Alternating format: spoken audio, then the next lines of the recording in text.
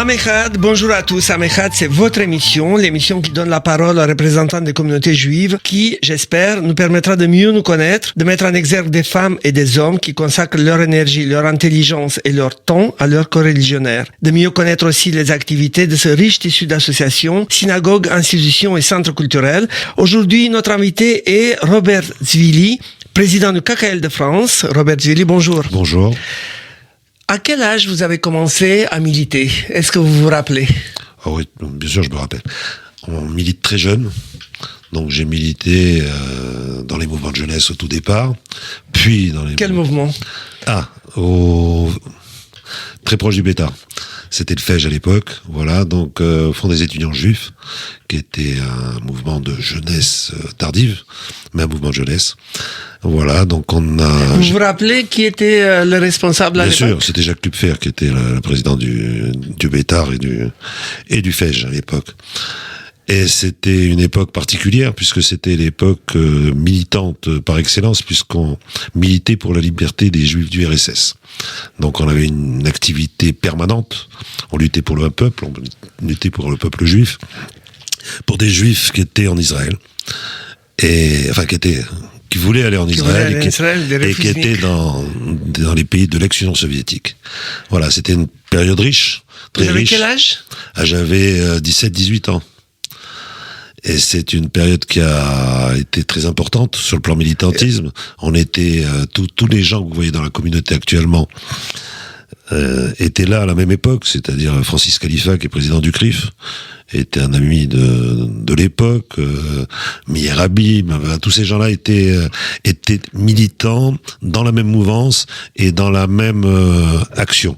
Qui donnaient de leur temps, il faut dire, aux jeunes générations. Exactement. Au moment où vous avez fait des études de médecine, ce qui c'est pas des études plus faciles à faire. Alors, c'est comme ça, le chemin est toujours le même, c'est-à-dire qu'on milite jeune. On a une partie de notre vie qui est... Quand on est étudiant, on a du temps. Même quand on fait médecine jusqu'à l'hôpital, on a du temps. Quand on rentre à l'hôpital, on a moins de temps. Donc on a quitté le militantisme pendant une période de la vie. Vous êtes médecin, quelle est votre spécialité? Je suis radiologue. Donc j'ai quitté le militantisme pendant une période parce que je faisais autre chose, je faisais une carrière. Et je me créais une situation, je me suis installé dans la vie, je me suis marié, j'ai eu des enfants. Et c'est par mes enfants que je suis revenu au militantisme. C'est-à-dire que mes enfants, je les ai mis dans une école juive, parce que c'était normal pour moi. Donc je me suis retrouvé à Lucien de Hirsch. Et à Lucien de Hirsch, on accompagnait les enfants le matin. Et puis j'ai retrouvé tous ceux qui étaient avec moi avant. On a pris le café le matin, tous ensemble, avec Jacques Lupfer, justement, Francis Khalifa, tous ces gens-là, avec votre ancien président de la communauté. Donc on prenait le café tous les matins, on a recommencé à militer. Petit à petit, puisqu'on était occupé, on avait une activité professionnelle importante. Donc on a recommencé à militer, puis la vie a fait que. Et puis on a vieilli, nos enfants ont grandi. Mais militer où? Quelle association? Toujours dans la même association. J'étais à l'époque au Likoud de France. Donc, on a milité au Likoud de France, qui était un grand mouvement à l'époque. Puisqu'à l'époque, c'était Boulevard Sébastopol? Non, boulevard de Strasbourg. Boulevard de Strasbourg, c'était la maison, boulevard de Strasbourg. Quand on n'avait rien à faire, on montait au local. Tout est parti de là, au départ. Donc, c'était une époque militante, idéologique. C'est une époque qui est terminée, mais c'était une époque importante. Il y avait des mouvements de droite, des mouvements de gauche. Avec des grands chefs de Likoud israélien qui venaient à Paris. Exactement, avec un ensemble. Donc on a milité dans ce milieu sioniste, qui était un milieu politique. On a continué à militer en tant que militant politique. Et puis petit à petit, la situation a évolué, et en Israël et en France. Le côté politique petit à petit était moins important, le côté idéologique a été moins important, et le côté sioniste a pris de la valeur. Donc on s'est tous retrouvés dans le même train, dans le train du soutien à Israël, le train du sionisme. Donc je me suis retrouvé à un moment donné, contre ma volonté, président de la Fédération des organisations sionistes de France, parce que c'était un combat politique. Et dans ce milieu de la Fédération des organisations sionistes de France, il y a un congrès tous les 4 ans qui va avoir lieu dans pas longtemps. C'est un congrès qui désigne toute la direction du mouvement sioniste, le Keren Hayesod, l'Agence juive, le KKL, les différents départements d'activités sionistes. Donc j'ai mené la délégation française à ce congrès à plusieurs reprises. J'espère la mener encore la prochaine fois. Et par là, on est arrivé dans une structure. On s'est aperçu à un moment donné que le sionisme était qu'un. Et tout a été regroupé au sein des mêmes structures. Et le KKL et la maison mère. C'était la maison fille au départ du sionisme. Et c'est devenu petit à petit la maison mère. Parce que l'État s'est construit. Et qu'il fallait apporter à cet État la suite, c'est-à-dire l'environnement.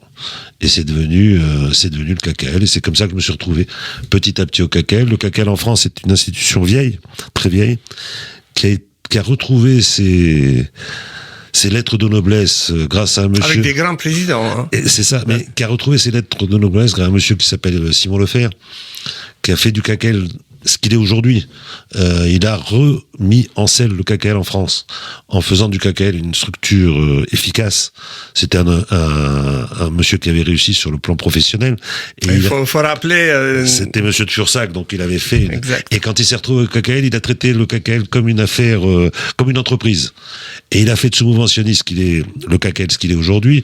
Comme une entreprise, mais en même temps, il y a eu toujours un côté extrêmement chaleureux. Mais c'est le principe du KKL. C'est-à-dire le KKL, c'est les arbres, c'est l'eau, mais c'est également tout l'environnement autour. Et je vous dis, il a fait avec des activités permanentes. permanentes. C'est pour ça qu'il a fait revivre le KKL. Et en soi, mais il a fait du KKL ce qu'il est aujourd'hui, c'est-à-dire la principale organisation militante sioniste de soutien à Israël, mais avec son environnement, c'est-à-dire il a fait que le KKL a permis que la communauté recommence à fêter l'État juif tel qu'il est, avec Yom Ha'atzmaut, avec Yom Yerushalayim, avec tout ce qu'il y a autour. Et donc il y a eu Simon, il y a eu Albert Tcherno-Broda derrière, il y a eu Monsieur Bunand, il y a eu que des grands présidents qui se sont succédés. Moi j'étais militant. Et des grands shlichim aussi. Et des grands shlichim comme Moshe Cohen, comme voilà, il y a comme Chaim Cohen qui malheureusement nous a quittés brutalement il y a un peu plus d'un an, avec des shlichim qui ont fait avec Fino Ederi qu'on a vu partout pendant des années dans toutes les écoles juives pour apporter le message sioniste. C'est des gens qui ont le KKL est devenu une structure pivot communautaire autour d'une idée, autour d'un message, celui pour Israël. Voilà. J'allais vous demander pourquoi vous avez choisi le KKL. Venez vous dire pourquoi. Exactement. Et moi, je suis arrivé au KKL par hasard, enfin pas par hasard. J'étais militant au KKL. J'étais pas destiné à être président du KKL. À un moment donné, il y a 4-5 ans, je me souviens pas quand c'était, j'ai lancé une idée en l'air, on m'a dit pourquoi pas, et j'ai mené, on a fait le Palais Brognard. C'est-à-dire qu'on a dit qu'on allait arrêter de parler d'Israël avec le problème israélo-palestinien, qu'on allait dire Israël c'est un pays qui a autre chose à montrer, et on a fait Israël aujourd'hui et demain, et on a fait venir des boîtes de high-tech, des boîtes de l'agriculture. Un événement vraiment exceptionnel. Voilà. Ouais. Et on a montré ce qu'est Israël réellement. Exactement. Et on a ce programme Israël aujourd'hui et demain, il perdure. C'est-à-dire que tous les ans, on fait un voyage où on emmène des gens en leur disant, on vous emmène en Israël, des décideurs, c'est-à-dire des chefs d'entreprise, des hommes politiques, des journalistes, qu'on emmène avec nous en Israël, non pas pour parler du problème israélo-palestinien, parce que c'est pas nous qui avons raison. On va pas les citer, mais il y a des moi je sais qu'il y a des journalistes qui sont partis avec vraiment des idées préconçues en Israël. Et qui sont arrivés derrière, c'est extraordinaire. Ont complètement changé d'avis. Mais il m'arrive de temps en temps de tomber sur BFM ou LCI et de voir des panels de journalistes et dire mais merde, ils étaient avec nous, et quand Israël arrive, et ben ils ont changé d'avis. C'est-à-dire, enfin c'est pas qu'ils ont changé d'avis. Tout simplement ils ont appris. Ils ont compris ce qu'était réellement Israël. Et d'abord c'est devenu des amis, certains sont devenus des amis, et des amis proches d'Israël et du KKL, et ça a permis de donner une autre idée. Et cette idée d'Israël aujourd'hui et demain, on l'a fait perdurer. C'est-à-dire qu'on va continuer à travailler autour de l'image de l'État d'Israël. Non pas uniquement sur le plan politique, je suis prêt à débattre sur le plan politique demain matin avec n'importe qui, parce que je suis persuadé qu'on détient la vérité, mais j'ai pas besoin de les convaincre. C'est-à-dire mes ennemis, j'ai pas besoin de les convaincre. S'ils viennent me parler, c'est parce qu'ils sont pas d'accord avec nous. Et de toute façon, ils ont tort. Donc moi, je leur montre ce que je leur apporte. C'est-à-dire ce que Israël leur apporte, ce qu'il leur a apporté sur le plan technologique, ce qu'il leur a apporté sur le plan culture, agriculture, mais dans tous les domaines. C'est-à-dire que je leur montre que de toute façon on existe, de toute façon Israël existe. Voilà le principe. Quelles sont les activités de KKL? À la base c'est les arbres, mais ça continuera à être... Et la terre d'Israël, voilà, bien sûr. ça continuera à être... On continuera à faire... La première mission du KKL, à la naissance de l'organisation... C'était rachat des terres. C'est-à-dire que le Parce première que mission... souvent, quand on parle d'Israël, on oublie de dire que chaque mètre carré de cette terre a été acheté. Voilà, même si celle qui nous appartenait, puisqu'elle nous appartient de droit, on a des titres de propriété, exact. On a la Torah comme titre de propriété, ce qui est vachement important. Mais néanmoins, on l'a racheté. Il y a pas, et on a fait comme Abraham qui a acheté la Marat Marpella. Et pourtant, exact. On lui avait donné. Il a dit non, je paye. Je dois être enterré là, je paye. Il faut qu'il y ait un acte. Voilà, il y a un acte. Et le KKL a servi pendant des années, grâce à la petite boîte bleue, hein, pendant des années, a servi à racheter les terres avant la création de l'État. Et c'est très important.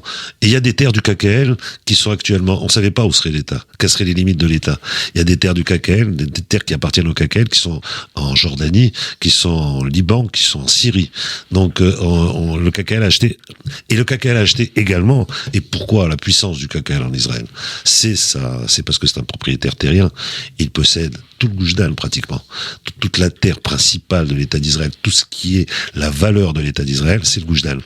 Et ça appartient au KKL. Et c'est pour ça que le KKL est une puissance financière en Israël, mais une puissance financière, il se sert de ses finances pour faire la suite. Vous me demandez ce que c'est que le KKL. C'est les arbres, c'est les arbres, c'est l'eau. Ça a permis de régler le problème de l'eau en grande partie. C'est l'énergie solaire, c'est l'agriculture, la recherche sur l'agriculture. Ça, c'est les principes de base. Et maintenant, le KKL, c'est également, parce que la situation change, c'est également le social. C'est-à-dire que le KKL construit des maisons pour les soldats isolés de deux manières, soit parce que leur famille est en dehors d'Israël, soit parce qu'ils viennent de milieux charedim où quand ils vont à l'armée, ils ont plus le droit de retourner. Et ces gens-là, ils ont un Shabbat aussi à passer. Et pour avoir un lieu où se retrouver, le KKL montre des immeubles, des petits appartements, pour qu'ils puissent venir passer le week-end, le Shabbat, dans des conditions décentes, et qu'ils puissent se reposer parce qu'ils font un travail à l'armée. Il y a ça, et il y a tout ce qui est autour des villes de développement. Il y a des villes en Israël où les enfants n'ont pas les mêmes capacités, les mêmes avantages que les gens du centre. C'est-à-dire qu'en Israël, vous savez que l'éducation, c'est jusqu'à 2h de l'après-midi, et que l'après-midi est pris en charge par les familles. Soit il y a des cours complémentaires, soit il y a des activités sportives ou artistiques. Sportives, artistiques, ça peut être des échecs, ça peut être de l'ordinateur, ça peut être n'importe quoi. Et il y a des régions en Israël où les enfants n'ont pas les moyens d'avoir ça. Les parents n'ont pas les moyens d'offrir à leurs enfants. Donc on a monté un système qui s'appelle les maisons d'excellence. C'est-à-dire ces maisons d'excellence, c'est des maisons où l'infrastructure est fournie par la ville. Hein. Nous, on s'occupe de l'intérieur. C'est-à-dire de donner tout ce qu'il y a à l'intérieur. C'est-à-dire les salles d'ordinateur, les salles d'échecs, les cours de soutien. S'il y a des enfants qui ont des problèmes en mathématiques, en anglais, etc., on leur apporte l'après-cours.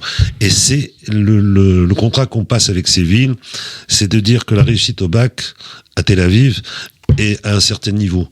Il faut que ces villes en développement à moyen terme, arrive à avoir un niveau d'excellence au bac équivalent. Donc l'accord se fait avec les municipalités. Tout ça, ça conditionne l'avenir d'Israël. Bien sûr, mais c'est fondamental. C'est fondamental sur beaucoup de plans. Il y a aussi, on parle d'Alia. On parle beaucoup d'Alia en ce moment des Juifs de France. Il y a des Juifs de France qui font l'Alia, il y a des enfants qui partent en Israël, qui font l'armée, qui veulent faire des études derrière. On donne des bourses. Le KKL de France donne des bourses à ces enfants-là. Alors, c'est parti d'un donateur. Un donateur nous a donné de l'argent en disant, moi, je veux que... Et on a fait. On donnait 90 bourses par an à des enfants pendant 3 ans pour qu'ils puissent faire des études. Robert Zvili, merci. Kol hakavod pour tout ce que vous faites. Vous et votre équipe du KKL, Be'atzlacha, bonne réussite pour les activités à venir. Radio J, comme vous le savez, ça a toujours été le cas. Oui, bien sûr. Le KKL, c'est une grande famille. Il y a des permanents qui sont extraordinaires. Et il y a un bureau exécutif qui est également extraordinaire et très nombreux. C'est-à-dire que les activités du KKL, c'est pas moi, c'est tout le monde. Et tout celui qui veut venir travailler avec moi au KKL, avec grand plaisir. La porte est ouverte, et plus on sera de militants à travailler pour la cause d'Israël, et mieux ça sera. Oui, mais aujourd'hui, Robert Zvili, c'est vous l'invité. Et donc, Radio J comme ça a toujours été le cas, c'est votre maison. Rendez-vous bientôt pour une autre émission à Mechad. Robert Zilli, merci et encore une fois, Betzlacha, au Merci. revoir.